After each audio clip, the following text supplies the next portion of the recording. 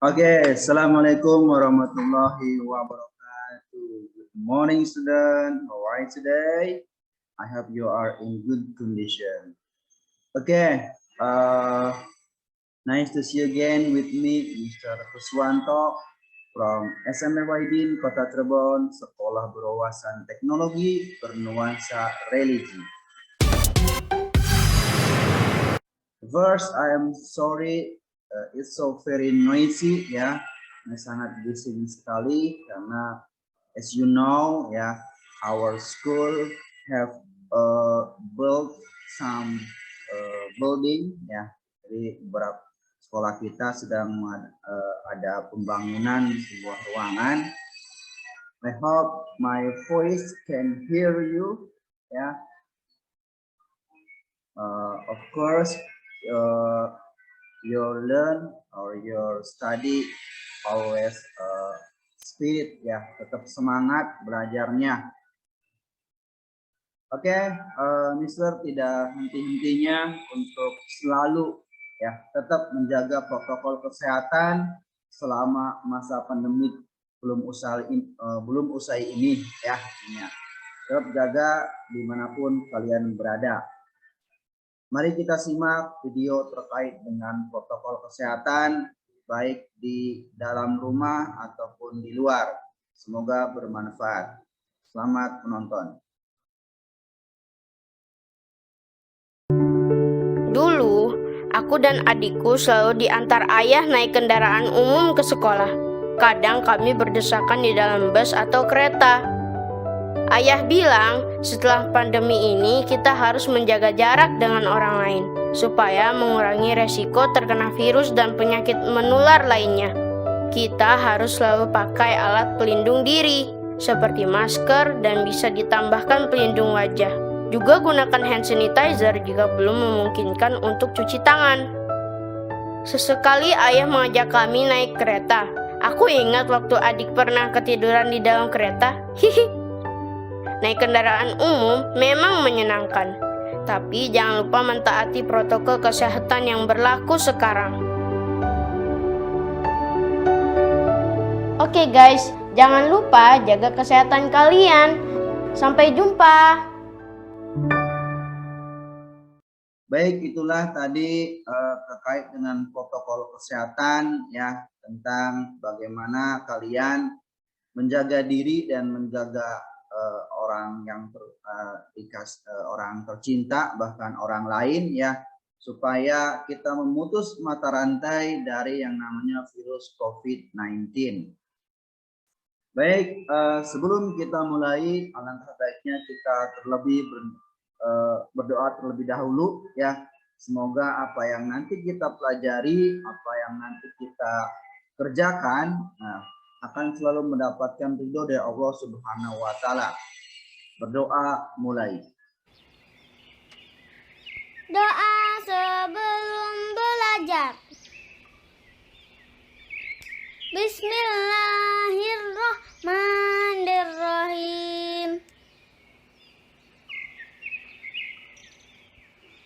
Raditu billahi rabba wa bil islami dina wa bi muhammadin nabiyya wa rasula. Rabbi zidni ilman warzuqni fahman. Artinya, kami ridho Allah sebagai Tuhanku, Islam sebagai agamaku, dan Nabi Muhammad sebagai Nabi dan Rasul. Ya Allah, tambahkanlah kepadaku ilmu dan berikanlah aku pengertian yang baik. Berdoa selesai. Terima kasih. Mudah-mudahan apa yang kita lakukan hari ini selalu mendapatkan ridho dari Allah Subhanahu wa Ta'ala. Kemudian Mister selalu mengingatkan kepada kalian ya, jika kalian belum login untuk pembelajaran daring melalui e-learning SMA YD, maka silakan kalian login terlebih dahulu, kemudian klik absensi sebagai tanda kehadiran kalian. uh, dengan mengklik present ya ininya, sehingga kalian nanti dianggap kalian hadir, atau nanti kalian bisa nonton video ini sampai selesai ya, kemudian setelah itu kalian kerjakan latihan soalnya. For today we are going to learn about this is folktale ya. Folktale itu cerita rakyat ya. This about how to read or you're listening about narrative text ya. Narrative itu adalah sebuah cerita atau kisah ya, dari imajinasi ya, khayalan gitu kan, atau kenyataan, atau dicampur keduanya gitu ya. Nah, untuk folktale kali ini kita akan bahas tentang Sang Kuryang gitu ya. Folktale from Priangan culture ya, from West Java ya, dari budaya Priangan gitu ya di Jawa Barat ya. Oke, sebelum kita mulai ya, Mister akan bacakan dulu goal of study-nya ya. Di sini dikatakan satu, mengidentifikasi struktur teks dan unsur kebahasan pada teks naratif berbentuk cerita rakyat sesuai dengan konteks penggunaannya. Kemudian yang kedua, memahami unsur kebahasan teks naratif, kosakata terkait, bukan sekait tapi terkait fairy tale ya, fairy tale tadi, jadi sebuah cerita dongeng gitu ya ininya. Nah, itu adalah tujuan dari pembelajaran kita kali ini ya. Oke, this is a story about Sang Kuryang ya. So you have to listen carefully, and if you don't know about the words or sentence, you can write on your books ya. Kalau kalian ada yang tidak paham dengan kosakatanya atau katanya, silakan kalian bisa tulis, and then kemudian kalian bisa cari di dictionary, di kamus ya. Jadi hari ini kalian dengarkan baik-baik ya tentang sang folktale of Sang Kuryang gitu ya. Nanti Mister akan bacakan sampai selesai ya. So listen carefully. Let's get started. Okay, this is the first paragraph. Once upon a time in West Java, Indonesia, lived a princess named Dayang Sumbi. She was beautiful and kind-hearted. Her hobby was weaving cloth, but sometimes she could be very lazy. One day, her weaving tool fell, but she was too lazy to get it herself. She shouted out, "Can anybody help me get my tool? If you are a female, I will take you as my sister. But if you are a male, I will marry you." A male creature came, but it was a dog. His name was Tumang. He happily brought the tool to her. Dayang Sumbi was very surprised, but she kept her promise. She married the dog. Tumang was actually a man who had been cursed by a witch to become a dog. But certain time, Tumang could turn back to be a normal man.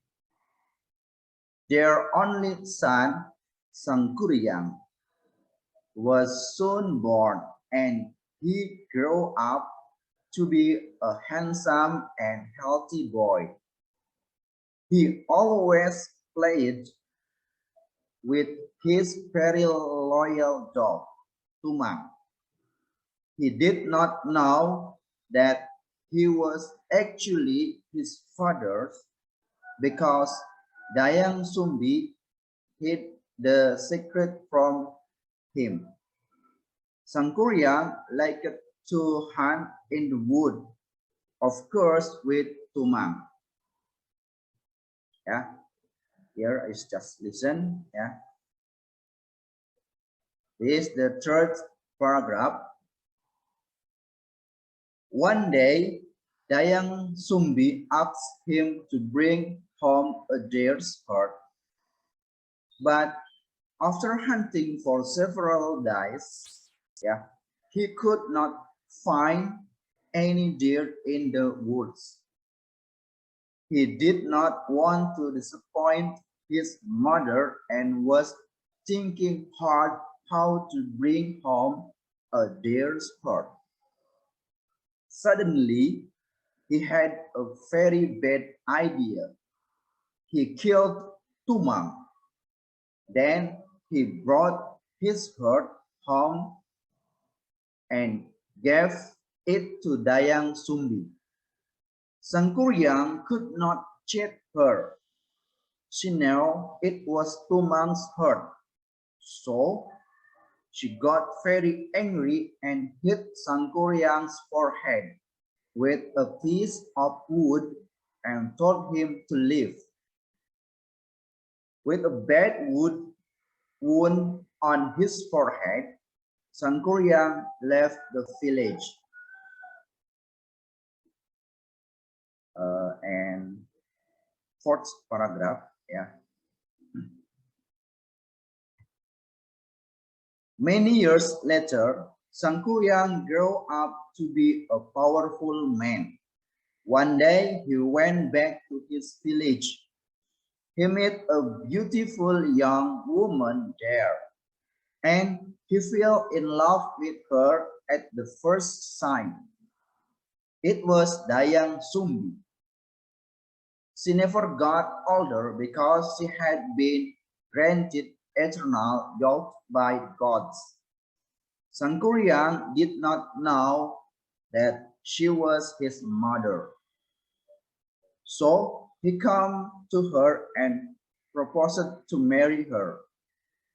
Yang paragraf ke-5 ya.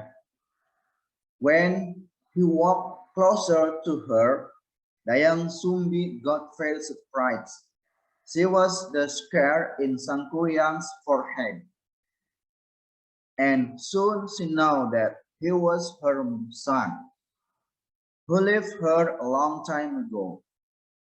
She told him the truth and tried hard to explain it to him, but he did not believe her. She did not want to break his heart, so she accepted his proposal, but gave him an impossible thing to do. She wanted him to build a leg and a boat in just one night.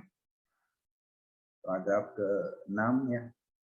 Sangkuriang agreed because he knew that he could make it with the help of his genius. By midnight, he finished the leg and then started making the boat. Dayang Sumbi was thinking hard to find a way to fail him. Before dawn, she asked the people in the village to burn the woods in the east, and the light made all the cocks crow.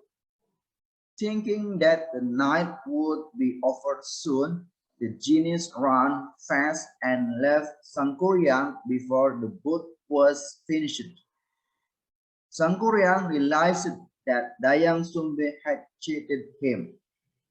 He got very angry and he kicked the boat upside down. It gradually became a mountain, and it is now known as Mountain Tangkuban Perahu. Oke, itu ya terkait dengan tentang Sangkuriang gitu ya. Jadi intinya bahwa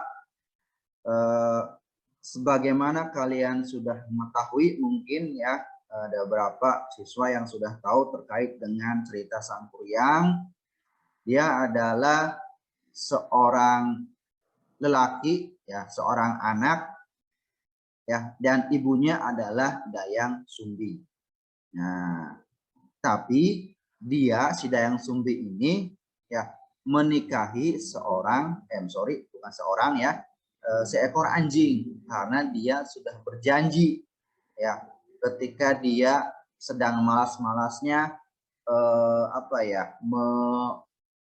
menenun pakaian gitu kan, lagi banyak kerjaan gitu kan, kemudian dia malah kehilangan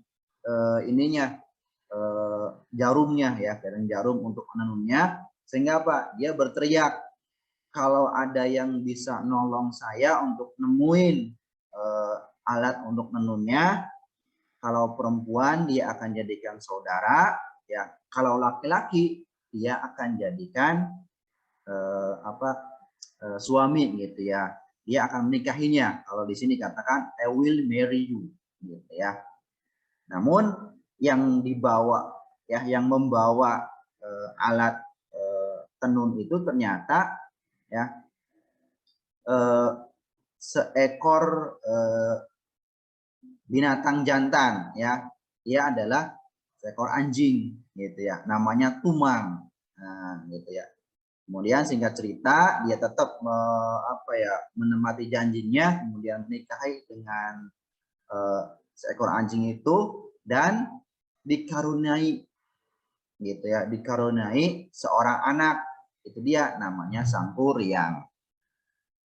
Nah, si Sangkuriang ini gitu ya, itu kemudian ditugaskan oleh ibunya si Dayang Sumbi ini untuk apa? Untuk berburu ya, minta hati rusa gitu. Nah, kemudian sudah beberapa hari di hutan ya, di Sangkuriang itu nggak temu-temu tuh si rusaknya. Nah, kemudian kepikiran gitu kan, supaya tidak mengecewakan ibunya gitu ya. Kemudian dia punya kepikiran ide buruk lah gitu ya, ide yang misalnya jahat gitu, sehingga dia membunuh si Tumang gitu ya.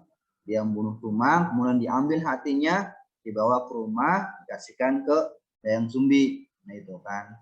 Nah si Sangkuriang itu ketika datang itu dia tidak berkata jujur gitu kan. Jadi dia kasihkan aja nih hati ini gitu kan. Kemudian si Dayang Sumbing ini tahu gitu kan, bahwa itu adalah hatinya si Tumang gitu kan. Dia sangat marah, kemudian dia memukul Sangkuriang di forehead, forehead berarti di jidat ya, di tarang gitu kan, sama kayu gitu kan, sehingga ada bekas di sini tuh gitu kan, ada bekas minyak. Kemudian dia mengusir ya, si Dayang Sumbi itu mengusir Sangkuriang anaknya itu supaya pergi meninggalkan kampung halamannya. Nah, kemudian beberapa tahun kemudian gitu kan, Sangkuriang udah jadi dewasa gitu ya. Kemudian dia pulang lagi tuh ke kampung halamannya. Nah, ternyata ketika datang ke kampung halamannya gitu ya, dia ketemu sama gadis sangat cantik gitu. Nah, ternyata dia adalah Dayang Sumbing. Nah, kenapa Dayang Sumbing itu masih bisa cantik? Nah, ternyata dia dikasih gitu ya, kekekalan gitu kan, muda. Jadi awet muda gitu ya, awet muda oleh Tuhan gitu. Sehingga ketika Sangkuriang sudah besar pun dia tetap jadi wanita yang sangat cantik. Nah, Sang Kuryang ini pada pandangan pertama ini dia langsung jatuh cinta gitu. Sehingga apa? Dia bilang langsung mengutarakan gitu kan, mengutarakan isi hatinya dan ingin menikahinya. Nah, gitu. Nah, si Dayang Sumbing ini ketika melihat Sang Kuryang, dia ketakutan. Kenapa? Karena dia melihat di jidatnya di sini ya, itu ada bekas luka yang dulu dia pernah mukul anaknya, yaitu yang Sang Kuryang itu ya, yang waktu kecil itu. Nah, dia tahu bahwa oh ini adalah Sang Kuryang, ini anakku gitu kan. Nah, kemudian dia menceritakan gitu kan, kemudian dia bilang bahwa kau adalah anakku segala macam gitu ya, cerita panjang lebar. Hanya saja si Sang Kuryang ini ya tidak percaya gitu, tidak percaya gitu kan. Nah, kemudian karena tidak percayanya itu dia tetap kekeh ingin menikahi Dayang Sumbi gitu. Nah, kemudian si Dayang Sumbi itu tetap menerima gitu ya, tetap menerima tapi dengan syarat gitu, syarat yang impossible gitu kan, yang tidak mungkin untuk dikerjakan ya, tidak mungkin selesailah gitu ya. Yaitu apa? Yaitu membuat sebuah danau dan sebuah perahu boat gitu ya, dalam satu malam gitu. Nah, Sang Kuryang kemudian apa? Menyetujui. Kenapa? Karena Sang Kuryang itu adalah manusia yang sakti mandraguna gitu ya. Dia punya ilmu, kemudian dia juga menakluk jin-jin gitu kan di tanah Priangan itu. Sehingga apa? Ketika dia membuat danau dan perahu itu, dia memanggil bala tentara jin gitu ya untuk membantunya. Nah, singkat cerita udah hampir selesai nih gitu kan, dan Dayang Sumbing tahu ini pasti selesai nih gitu ya ininya.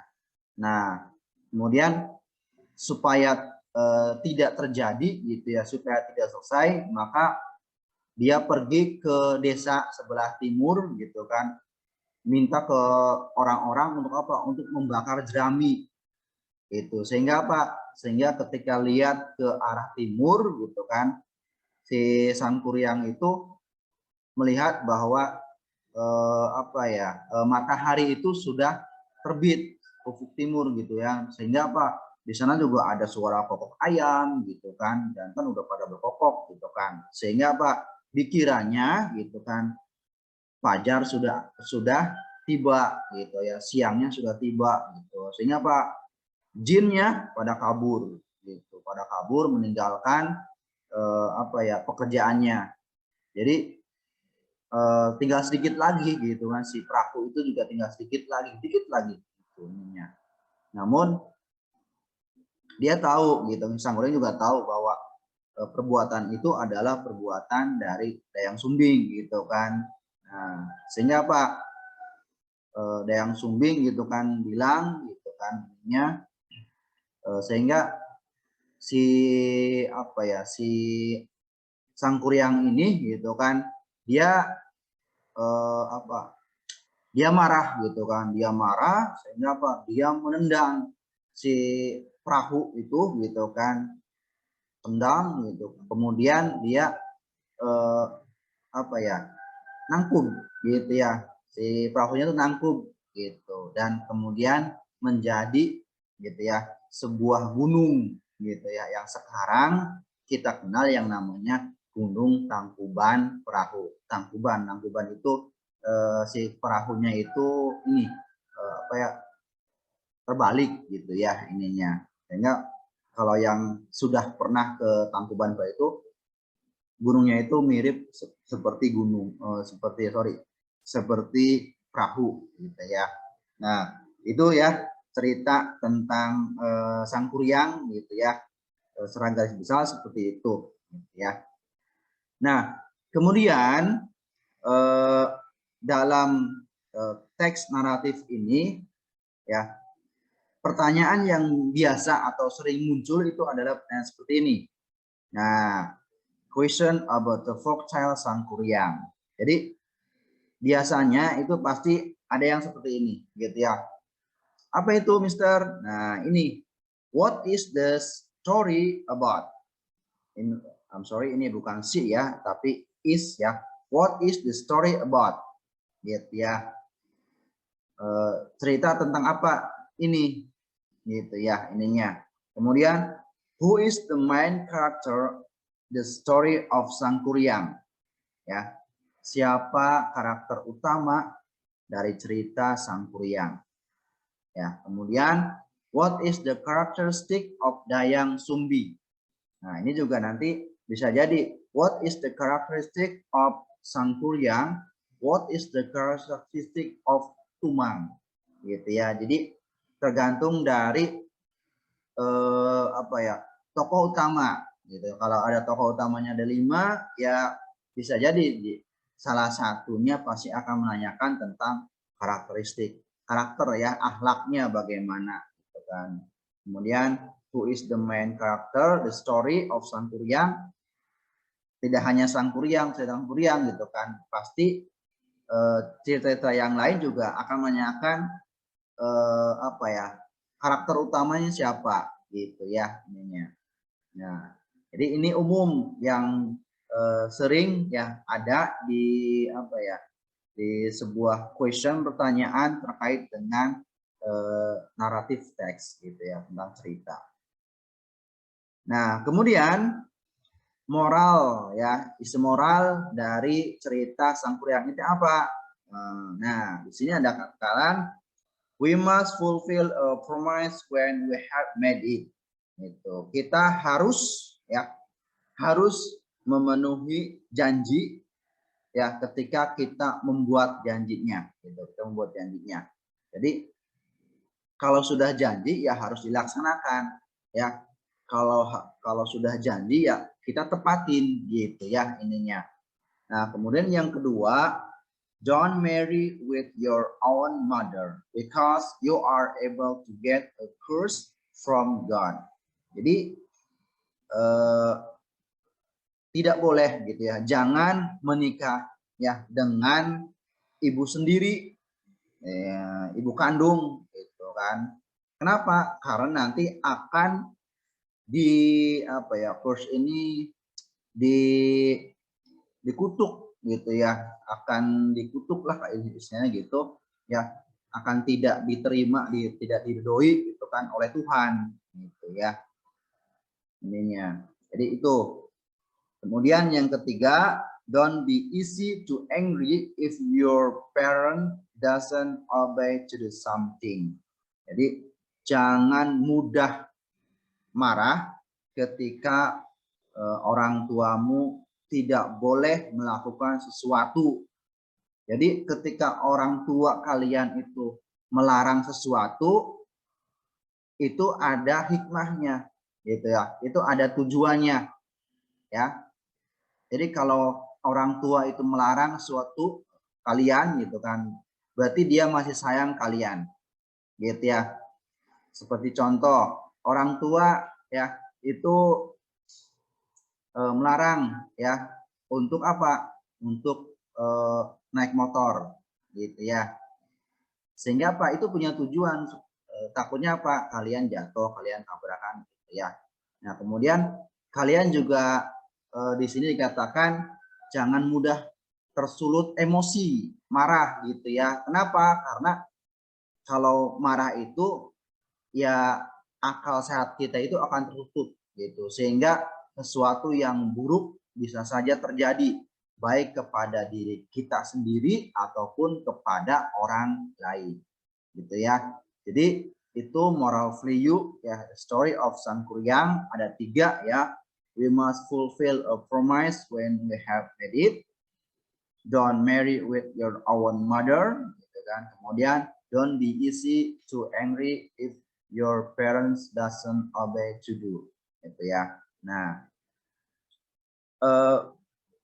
itu terkait dengan kisah ya atau cerita Sangkuriang, cerita rakyat dari budaya Priangan gitu ya di Jawa Barat. Nanti untuk minggu depan ya kalian akan bahas terkait dengan language feature-nya ya, terkait dengan Sangkuriang gitu ya. Nanti kita tetap akan ada pembelajaran terkait grammar. Jadi Sangkuriang ini memakai memakai tenses apa gitu ya ininya. Baik, itu saja mungkin yang dapat bisa sampaikan. Mohon maaf atas segala kekurangan ya. Mudah-mudahan ada manfaatnya ya. Silakan kalian share terkait dengan kisah Sangkuriang gitu ya, terutama di contoh ngambilnya ini di buku BSE gitu ya. Ininya silakan, itu juga bisa kalian download gitu ya di internet terkait dengan cerita ini gitu ya. Itu saja mungkin yang dapat Mister sampaikan. Terima kasih atas segala perhatiannya. Kita tutup dengan doa ya. Kita harus berdoa karena tadi kita dibuka dengan doa sebelum belajar. Kita sekarang berdoa setelah belajar ya. Mari kita berdoa untuk setelah belajarnya. Subhanaka Allahumma wa bihamdika asyhadu alla ilaha illa anta astaghfiruka wa atubu ilaik. Assalamualaikum warahmatullahi wabarakatuh. Thank you for watching. Don't forget to subscribe and like or comment on channel SMP Wahidin Kota Cirebon, Sekolah Berwawasan Teknologi Bernuansa Religi. Thank you. Bye-bye.